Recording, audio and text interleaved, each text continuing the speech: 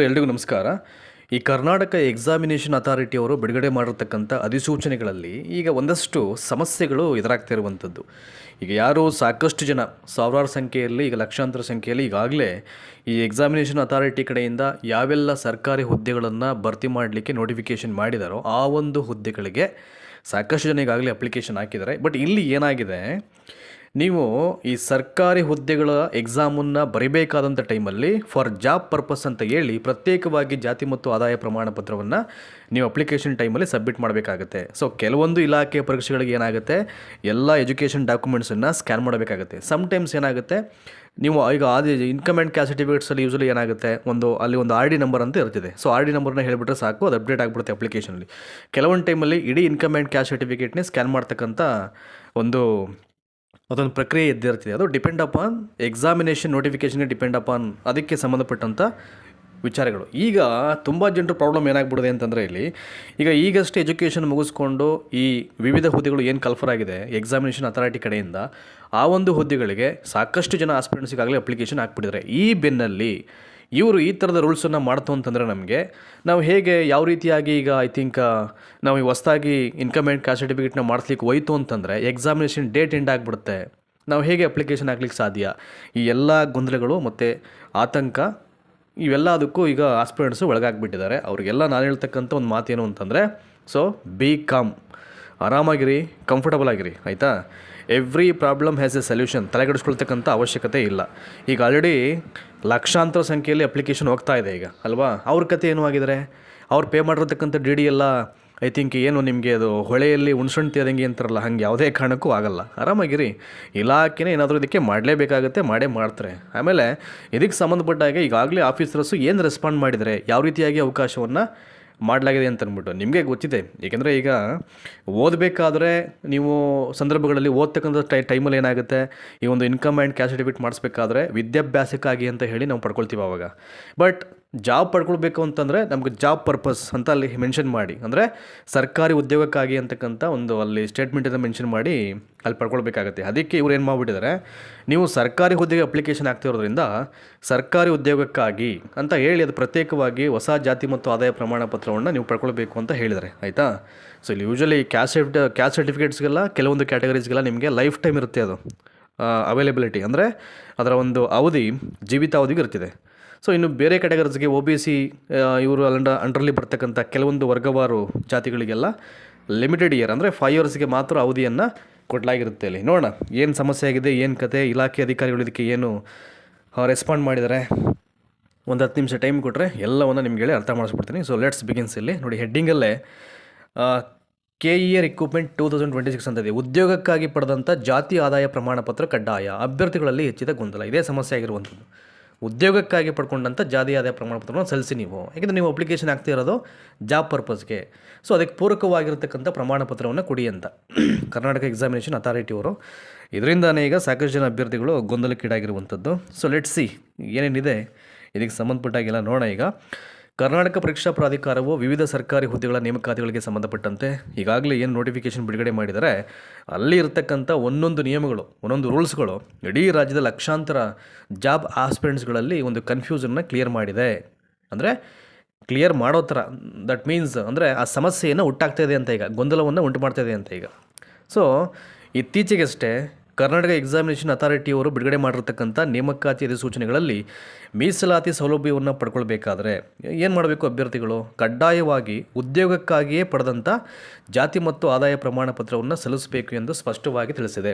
ಉದ್ಯೋಗಕ್ಕಾಗಿ ಜಾತಿ ಆದಾಯ ಪ್ರಮಾಣ ಸಲ್ಲಿಸಬೇಕು ಅಂತಕ್ಕಂಥ ಒಂದು ನಿಯಮವನ್ನು ಸ್ಪಷ್ಟವಾಗಿ ತಿಳಿಸಿದೆ ಅಂತ.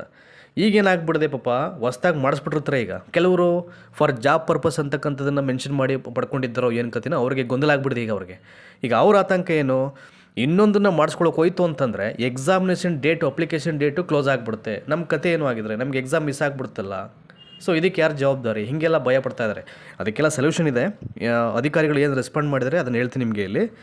ನೆಕ್ಸ್ಟು ಹಾಗೆ ಶೈಕ್ಷಣಿಕ ಅಥವಾ ಇತರೆ ಉದ್ದೇಶಕ್ಕೆ ಪಡೆದಂಥ ಪ್ರಮಾಣ ಪತ್ರವನ್ನು ನೇಮಕಾತಿಗೆ ಕನ್ಸಿಡರ್ ಮಾಡಲ್ಲ ಅಂತ ಏನು ಹೇಳಿದರೆ ಈಗ ಎಕ್ಸಾಮಿನೇಷನ್ ಅಥಾರಿಟಿಯವ್ರ ನೋಟಿಫಿಕೇಷನಲ್ಲಿ, ಅದು ಈ ಅಭ್ಯರ್ಥಿಗಳ ಆತಂಕಕ್ಕೆ ಈಗ ಕಾರಣ ಆಗಿರುವಂಥದ್ದು. ಹಾಗಿದ್ರೆ ಈ ಕರ್ನಾಟಕ ಎಕ್ಸಾಮಿನೇಷನ್ ಅಥಾರಿಟಿಯ ನೋಟಿಫಿಕೇಷನ್ನ ಹೊಸ ರೂಲ್ಸ್ ಏನು ಅಂತ, ಯಾವ್ಯಾವ ಹೊಸ ರೂಲ್ಸನ್ನು ಇಲ್ಲಿ ಹೇಳಿದ್ದಾರೆ ಅಂತ ಗ್ರೂಪ್ ಸಿ ವೃಂದಕ್ಕೆ ಸೇರಿದಂಥ village administration officers, that is ಗ್ರಾಮ ಆಡಳಿತ ಅಧಿಕಾರಿ ಆಗಿರ್ಬೋದು, ಸರ್ವೇಯರ್ ಭೂಮಾಪಕರಾಗಿರ್ಬೋದು, ಮತ್ತು ಕ್ರೈಸು ವಸತಿ ಶಾಲೆಗಳ ಶಿಕ್ಷಕರು ಹಾಗೂ ಪೊಲೀಸ್ ಕಾನ್ಸ್ಟೇಬಲ್ ಹುದ್ದೆಗಳ ನೇಮಕಾತಿಯಲ್ಲಿ ಈ ಹೊಸ ನಿಯಮವನ್ನು ಕಡ್ಡಾಯ ಮಾಡಲಾಗಿದೆ. ಪ್ರಮುಖವಾಗಿ ಈ 4 ಸರ್ಕಾರಿ ಹುದ್ದೆಗಳಿಗೆ, ಒಂದು ಗ್ರೂಪ್ ಸಿ ವೃಂದಕ್ಕೆ ಮೊದಲನೇದು ಬಂದು VAO, ಇನ್ನೊಂದು ಸರ್ವೇಯರ್ ಭೂಮಾಪಕರು, ಇನ್ನೊಂದು ಕ್ರೈಸ್ ರಿಕ್ರೂಟ್ಮೆಂಟು ಮತ್ತು ಇನ್ನೊಂದು ಪೊಲೀಸ್ ಕಾನ್ಸ್ಟೇಬಲ್ಸ್. ಇಷ್ಟು ಹುದ್ದೆಗಳಿಗೆ ಏನು ಮಾಡಿದರೆ, ಈಗ ನೀವೇನಾದರೂ ಈ ಹುದ್ದೆಗಳಿಗೆ ಅಪ್ಲಿಕೇಶನ್ ಹಾಕಬೇಕು ಅಂತಂದರೆ ನೀವು ಪ್ರತ್ಯೇಕವಾಗಿ ಜಾಬ್ ಪರ್ಪಸ್ ಸರ್ಕಾರಿ ಉದ್ಯೋಗಕ್ಕಾಗಿ ಅಂತಕ್ಕಂಥ ಒಂದು ಹೊಸ ಪ್ರಮಾಣ ಪತ್ರವನ್ನು ನೀವು ಪಡ್ಕೊಳ್ಬೇಕು ಅಂತ ಅವ್ರಿಗೆ ಹೇಳ್ಬಿಟ್ಟಿದ್ದಾರೆ.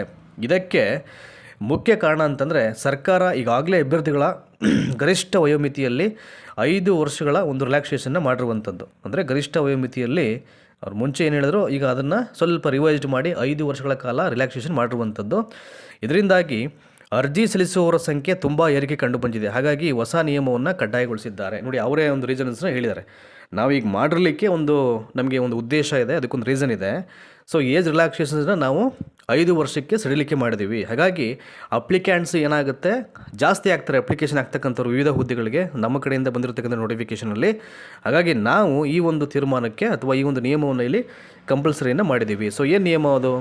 ನೀವು ಸರ್ಕಾರಿ ಉದ್ಯೋಗಕ್ಕೆ ಅಪ್ಲಿಕೇಶನ್ ಹಾಕೋರು ಸರ್ಕಾರಿ ಉದ್ಯೋಗಕ್ಕಾಗಿ ಅಂತಕ್ಕಂಥ ಜಾತಿ ಮತ್ತು ಆದಾಯ ಪ್ರಮಾಣ ಪತ್ರವನ್ನು ಸಲ್ಲಿಸೋದು ಕಡ್ಡಾಯ ಅಂತ ಹೇಳಿದ್ದಾರೆ. ಆಯಿತಾ? ಸೊ ಈಗೇನಾಗಿದೆ ಆದರೆ ಅಭ್ಯರ್ಥಿಗಳಲ್ಲಿ ಉಂಟಾಗಿರ್ತಕ್ಕಂಥ ಗೊಂದಲ ಏನಪ್ಪ ಅಂತಂದರೆ, ಈ ವಿಚಾರದಲ್ಲಿ ಅರ್ಜಿ ಸಲ್ಲಿಸಲು ಕೊಟ್ಟಿರ್ತಕ್ಕಂಥ ಕೊನೆಯ ದಿನಾಂಕ ಹತ್ತಿರ ಬರ್ತಾ ಇದೆ. ನಾನು ಆರಂಭದಲ್ಲಿ ಹೇಳಿದ್ನಲ್ಲ, ಈ ಟೈಮಲ್ಲಿ ಹೊಸ ಪ್ರಮಾಣ ಪತ್ರವನ್ನು ನಾವು ಹೇಗೆ ಪಡ್ಕೊಳ್ಳೋಕೆ ಸಾಧ್ಯ ಆಗುತ್ತೆ ಅಂತಕ್ಕಂಥ ಒಂದು ಪ್ರಶ್ನೆ ಅವ್ರನ್ನೇ ಕಾಡ್ತಾ ಇದೆ. ಅದಷ್ಟೇ ಅಲ್ಲ, ಅಟ್ ದ ಸೇಮ್ ಟೈಮ್ ಹೊಸ ಜಾತಿ ಮತ್ತು ಆದಾಯ ಪ್ರಮಾಣ ಪತ್ರವನ್ನು ಪಡ್ಕೊಳ್ಳಿಕ್ಕೆ ವಾರಗಳೇ ಬೇಕಾಗಿರೋದ್ರಿಂದ ಆ್ಯಸ್ ಪರ್ ಗೌರ್ಮೆಂಟ್ ರೂಲ್ಸ್ ಏನು 21 ದಿನ ಅಂತ ಹೇಳಿದ್ದಾರೆ. ಅಟ್ಲೀಸ್ಟ್ ನಿಮಗೆ ಬರಬೇಕು ಅಂತಂದರೆ ಅದು 15 ಡೇಸ್ ಆ್ಯಂಡ್ ಅಬೋ ಕ್ರಾಸ್ ಆಗಬೇಕಾಗುತ್ತೆ, ಅಷ್ಟೊಳಗಡೆ ಬರಲ್ಲ. ಅದು ಅಂತಿಮ ದಿನಾಂಕದ ಒಳಗೆ ಅರ್ಜಿ ಸಲ್ಲಿಸಲು ಸಾಧ್ಯವಾಗುತ್ತೋ ಇಲ್ಲವೋ ಎಂಬ ಆತಂಕವನ್ನು ಉದ್ಯೋಗಾಕಾಂಕ್ಷಿಗಳು ಇಲ್ಲಿ ವ್ಯಕ್ತಪಡಿಸ್ತಾ ಇದ್ದಾರೆ. ಸೊ ಇದಕ್ಕೇನು ಸೊಲ್ಯೂಷನ್ ನೀವು ಕೊಡ್ತೀರಾ ಅಂತಂದ್ಬಿಟ್ಟು ಇಲ್ಲಿ ಇವರು ಅಭ್ಯರ್ಥಿಗಳು ಈಗಾಗಲೇ ಅಪ್ಲಿಕೇಶನ್ ಹಾಕಿರೋರು, ಅಪ್ಲಿಕೇಶನ್ ಹಾಕಲಿಕ್ಕೆ ಹೊಟ್ಟಿರೋರು ಕೇಳ್ತಿರತಕ್ಕಂಥ ಒಂದು ಪ್ರಶ್ನೆ ಇದು. ನೋಡಿ, ಇದೆಯಲ್ಲ, ಇಲ್ಲಿ ಹೊಸ ಜಾತಿ ಆದಾಯ ಪ್ರಮಾಣ ಪತ್ರಕ್ಕೆ ತಾಂತ್ರಿಕ ಅಡ್ಡಿ ಅಂತ ಹೇಳಿದ್ರಲ್ಲಿ. ಸಾಮಾನ್ಯವಾಗಿ ಏನಾಗುತ್ತೆ, ಈ ಸ್ಕೂಲು ಮತ್ತು ಕಾಲೇಜ್ಗಳಲ್ಲಿ ನೀವು ಅಡ್ಮಿಷನ್ ಆಗಬೇಕು ಅಂತಂದರೆ ಆ ಟೈಮಲ್ಲಿ ಏನು ಮಾಡ್ತಾರೆ, ನೀವು ವಿದ್ಯಾಭ್ಯಾಸಕ್ಕಾಗಿ ಅಂತ ಅಂದ್ಬಿಟ್ಟು ಜಾತಿ ಮತ್ತು ಆದಾಯ ಪ್ರಮಾಣ ಪತ್ರವನ್ನು ಪಡ್ಕೊಳ್ತೀರ ನೀವು ಅಲ್ವಾ. ಅವಾಗೇನಾಗುತ್ತೆ, ಈ ಪ್ರತಿಯೊಂದು ಪ್ರಮಾಣ ಪತ್ರಕ್ಕೂ ಅದರದೇ ಆದಂಥ ಒಂದು ನಂಬರ್ ಅಂತ ನಿಗದಿಯಾಗಿರುತ್ತೆ ಅಲ್ವಾ. ಈಗ ಹಳೆಯ RD ನಂಬರು ಮತ್ತು ನೀವು ಹೊಸದಾಗಿ ಮಾಡಿಸಿದಾಗ RD ನಂಬರ್ ಚೇಂಜ್ ಆಗೇ ಆಗುತ್ತೆ, ಅದು ಗೊತ್ತಿರೋ ವಿಚಾರ. ಅದು ಪ್ರತಿಯೊಂದು ಪ್ರಮಾಣ ಪತ್ರಕ್ಕೂ ನಿರ್ದಿಷ್ಟ RD ನಂಬರ್ ನೀಡಲಾಗಿರುತ್ತೆ. ಆದರೆ ಇದೀಗ ಉದ್ಯೋಗಕ್ಕೆಂದೇ ಹೊಸ ಅರ್ಜಿಯನ್ನು ಅಪ್ಲಿಕೇಶನ್ ಸಲ್ಲಿಸಲಿಕ್ಕೆ ಹೋಯಿತು ಅಂತಂದರೆ ಸಾಫ್ಟ್ವೇರ್ನಲ್ಲಿ ಈಗಾಗಲೇ ಪ್ರಮಾಣ ಪತ್ರ ವಿತರಿಸಲಾಗಿದೆ ಅಂತ ಅದು ತೋರಿಸುತ್ತೆ, ಹೊಸ ಅರ್ಜಿಗಳನ್ನು ಸ್ವೀಕಾರ ಮಾಡಲ್ಲ. ಇದು ಪ್ರಾಬ್ಲಮ್ ಮಾಡ್ತಿರೋದು. ಇಂಥ ಟೈಮಲ್ಲಿ ಏನು ಮಾಡಬೇಕು, ನಾವು ಜಸ್ಟ್ ಇವಾಗ ತಾನೇ ಮಾಡಿಸಿರ್ತಾರೆ ಹೊಸದಾಗಿ ಪಾಪ ಅವರು. ಈಗ ಇನ್ನೊಂದಕ್ಕೆ ಹೊಸದಾಗಿ ಪಡ್ಕೊಳ್ಬೇಕು ಅಂತಂದರೆ ಸಾಧ್ಯನೇ ಇಲ್ಲ. ಅದು already income and caste certificate has been issued ಅಂತ ಒಂದು ಸ್ಟೇಟ್ಮೆಂಟ್ ಬರ್ಬೋದು ಅಲ್ಲಿ ಸಾಫ್ಟ್ವೇರ್ಸಲ್ಲಿ. ನಾವು ಹೇಗೆ ಅಪ್ಲಿಕೇಶನ್ ಹಾಕ್ಲಿಕ್ಕೆ ಸಾಧ್ಯ ಹೊಸದಾಗಿ ಅಂತಕ್ಕಂಥದ್ದು ಈ ಅಭ್ಯರ್ಥಿಗಳ ಪ್ರಶ್ನೆ. ಈಗ ಅದಕ್ಕೆ ಇಲಾಖೆ ಅಧಿಕಾರಿಗಳು ರೆಸ್ಪಾಂಡ್ ಮಾಡಿದ್ದಾರೆ, ಅದಕ್ಕೆಲ್ಲ ಅವಕಾಶ ಇದೆ. ಸೊ ಈ ಸಮಸ್ಯೆಯಿಂದ ಪಾರಾಗಲಿಕ್ಕೆ ಅಭ್ಯರ್ಥಿಗಳು ಏನು ಮಾಡಬೇಕು, ಫಸ್ಟು ಅವರ ಹಳೆಯ ಪ್ರಮಾಣ ಪತ್ರವನ್ನು ರದ್ದು ಮಾಡಬೇಕು. ಸೊ ಯಾವ ರೀತಿ ರದ್ದು ಮಾಡಬೇಕು? ಸೊ ಅದಕ್ಕೋಸ್ಕರ ತಹಸೀಲ್ದಾರ್ ಕಚೇರಿಗೆ ಅರ್ಜಿ ಸಲ್ಲಿಸಬೇಕು.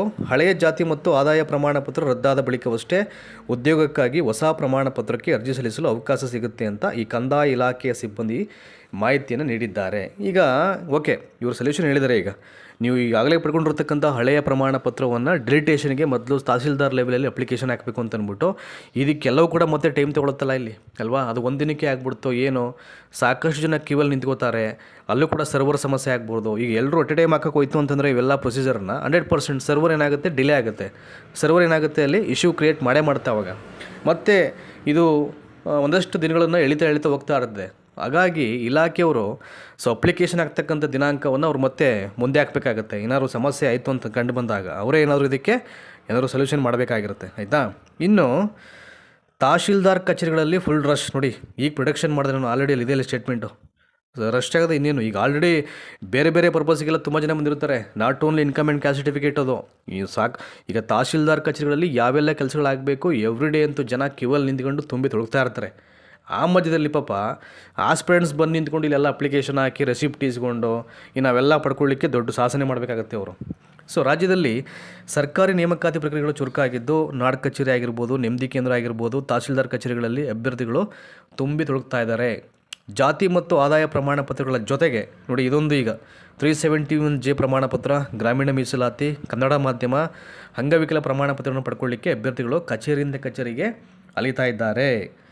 ಇದರೊಂದಿಗೆ ಪರಿಶಿಷ್ಟ ಜಾತಿ ಒಳ ಮೀಸಲಾತಿ ಜಾರಿಯಾಗಿರುವುದರಿಂದ ಪ್ರಸ್ತುತ ನೇಮಕಾತಿಗಳಲ್ಲಿ ಪ್ರವರ್ಗ ಎ, ಪ್ರವರ್ಗ ಬಿ ಮತ್ತು ಪ್ರವರ್ಗ ಸಿ ಎಂದು ನಮೂದು ಮಾಡಿರತಕ್ಕಂಥ ಹೊಸ ಜಾತಿ ಪ್ರಮಾಣ ಪತ್ರ ಪಡೆಯುವುದು ಕೂಡ ಇಲ್ಲಿ ಕಡ್ಡಾಯವಾಗಿದೆ. ಏಕೆಂದರೆ ಇದು ಹೇಳ್ಬಿಟ್ಟಿದ್ರಲ್ಲ, ಈಗ ಯಾವಾಗ ಇಂಟರ್ನಲ್ ರಿಸರ್ವೇಷನ್ ಕಾನ್ಸೆಪ್ಟ್ ಬಂತು, ಈಗ ಅದೇನಾಗುತ್ತೆ, ಎಲ್ಲ ಸರ್ಕಾರಿ ಹುದ್ದೆಗಳಿಗೆ ಮೀಸಲಾತಿ ಅಂಡರಲ್ಲಿ ಅದೆಲ್ಲವೂ ಕೂಡ ಈಗ ಆ್ಯಡಪ್ ಆಗಿರುತ್ತೆ. ಈಗ ನೋಡಿ ಅದನ್ನು ಹೇಳಿದರೆ, ಈಗ ಪರಿಶಿಷ್ಟ ಜಾತಿಗೆ ಒಳ ಮೀಸಲಾತಿ ಜಾರಿಯಾಗಿರುವುದರಿಂದ ಪ್ರಸ್ತುತ ನೇಮಕಾತಿಗಳಲ್ಲಿ ಪ್ರವರ್ಗ ಎ, ಪ್ರವರ್ಗ ಬಿ ಮತ್ತು ಪ್ರವರ್ಗ ಸಿ ಅಂತ ಯಾವ್ಯಾವ್ದು ಮೆನ್ಷನ್ ಆಗಿದೆ ಆ ನಮೂದು ಮಾಡಿರತಕ್ಕಂಥ ಹೊಸ ಜಾತಿ ಪ್ರಮಾಣ ಪತ್ರವನ್ನು ಪಡೆಯುವುದು ಕೂಡ ಈಗ ಕಡ್ಡಾಯ ಆಗಿದೆ ಅಂತ ಹೇಳಿದ್ದಾರೆ. ಸೊ ಇದರಿಂದಾಗಿ ಅರ್ಜಿಗಳ ಸಂಖ್ಯೆ ದಿಢೀರ್ ಹೆಚ್ಚಾಗಿದ್ದು ಪ್ರಮಾಣ ಪತ್ರ ವಿತರಣೆಯಲ್ಲಿ ವಿಳಂಬವಾಗ್ತಾ ಇದೆ. ಪ್ರಮಾಣ ಪತ್ರಗಳ ವಿತರಣೆಯಲ್ಲಿ ವಿಳಂಬ ಆಯಿತು ಅಂತಂದರೆ ಪಾಪ ಅಭ್ಯರ್ಥಿಗಳು ಅವ್ರು ಕೊಟ್ಟಿರ್ತಕ್ಕಂಥ ದಿನಾಂಕದ ಒಳಗೆ ಅಪ್ಲಿಕೇಶನ್ ಹಾಕಲಿಕ್ಕೆ ಸಾಧ್ಯ ಆಗಲ್ಲ. ಆವಾಗ ಏನಾಗುತ್ತೆ, ಇಲಾಖೆಗಳು ಆ ಅರ್ಜಿ ಸಲ್ಲಿಸ್ತಕ್ಕಂಥ ದಿನಾಂಕವನ್ನು ಮುಂದೂಡಬೇಕಾಗತ್ತೆ. ಇನ್ನು ಬೇರೆ ಆಪ್ಷನ್ ಇರಲ್ಲ ಅವರಿಗೆ, ಆಯಿತಾ.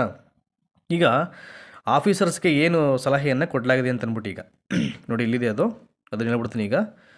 ಸೊ ನಿಯಮಗಳ ಪ್ರಕಾರ ಪರಿಶಿಷ್ಟ ಜಾತಿ ಮತ್ತು ಪರಿಶಿಷ್ಟ ಪಂಗಡದ ಅಭ್ಯರ್ಥಿಗಳ ಜಾತಿ ಪ್ರಮಾಣ ಪತ್ರಗಳು ಜೀವಿತಾವಧಿಯವರೆಗೆ ಮಾನ್ಯತೆಯನ್ನು ಹೊಂದಿರುತ್ತೆ. ಅದೆಲ್ಲ ಗೊತ್ತಿರೋ ವಿಚಾರ. ಅದು ಒಂದು ಟೈಮ್ ಮಾತ್ರ ಅವ್ರು ತಗೊಳ್ತಾರೆ, ಲೈಫ್ ಲಾಂಗ್ ವ್ಯಾಲಿಡಿಟಿ ಇರ್ತಿದೆ. ಹಾಗೆ ಹಿಂದುಳಿದ ವರ್ಗಗಳು ಮತ್ತು ಇತರೆ ವರ್ಗಗಳ ಅಭ್ಯರ್ಥಿಗಳ ಜಾತಿ ಹಾಗೂ ಆದಾಯ ಪ್ರಮಾಣ ಪತ್ರಗಳು ಕೇವಲ 5 ವರ್ಷ ಚಾಲ್ತಿಯಲ್ಲಿರುತ್ತದೆ.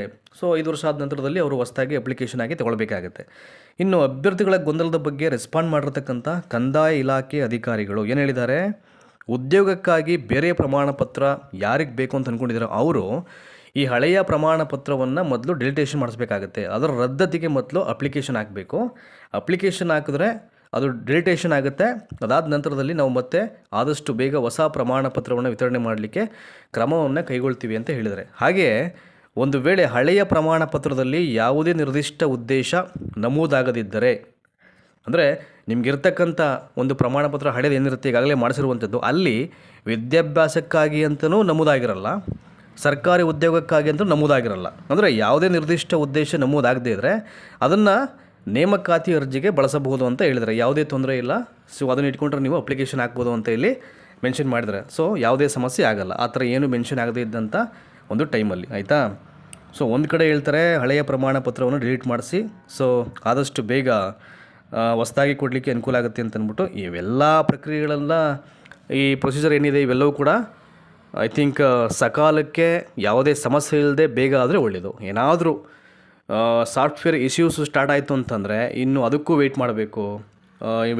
ಇನ್ನು ಎಲ್ಲ ಇಲ್ಲಿ ಸುತ್ತಿ ಸಾಕಾಗ್ಬಿಡುತ್ತೆ. ಈ ಮಧ್ಯದಲ್ಲಿ ಸೊ ಅಪ್ಲಿಕೇಶನ್ ಹಾಕಿರ್ತಕ್ಕಂಥವ್ರು ಹೆಂಗೆ ಎಕ್ಸಾಮ್ಗೆ ಓದ್ಲಿಕ್ಕೆ ಸಾಧ್ಯ ಆಗಿಬಿಡುತ್ತೆ ಅಂತ ಅಂದ್ಬಿಟ್ಟು ಅವರು ಮೆಂಟಲಿ ಡಿಸ್ಟರ್ಬ್ ಆಗಿಬಿಡ್ತಾರೆ. ಅವಾಗ ಸುಮ್ಮನೆ ಈ ಎಲ್ಲ ಕೆಲಸಗಳಿಗೆ ಅವ್ರನ್ನ ಅವರು ತೊಡಗಿಸ್ಕೊಂಡಿದ್ದೇ ಆದರೆ. ಹಾಗಾಗಿ ಇಲಾಖೆಗಳೇ ಇದಕ್ಕೇನಾದರೂ ಮಾಡಬೇಕು.